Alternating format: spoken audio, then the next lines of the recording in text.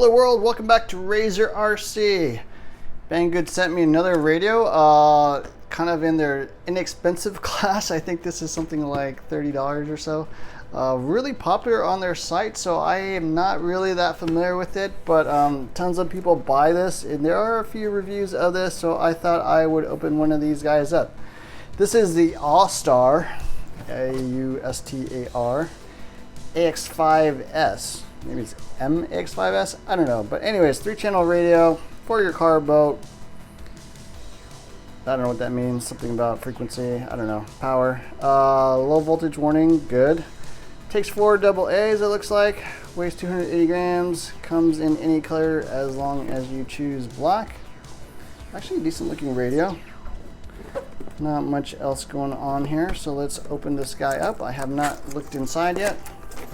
So I do enjoy doing radio reviews on my channel. One of my favorite things to do, actually. I don't know why, I just like messing with radios.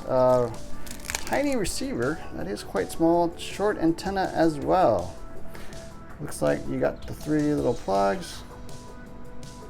And a bind plug, I guess, goes in channel 3. Kind of weird. No gyro or anything. Actually, it looks fairly similar to some other inexpensive brands. Here's your bind plug. Okay, and this radio is kind of small looking. That's what it looks like. AX5S radio control. Not the greatest feeling trigger. Wheel, a bit of play there, actually quite a bit of play.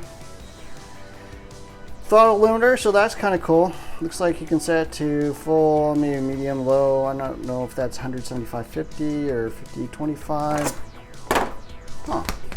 No instructions in. Oh, here we go. Instructions. Missed that. What is this do? Does not say. It must be the power button. Auxiliary, so I'm assuming that's channel 3. So you got steering rate. Min and max, it says. Throttle trim, steering trim.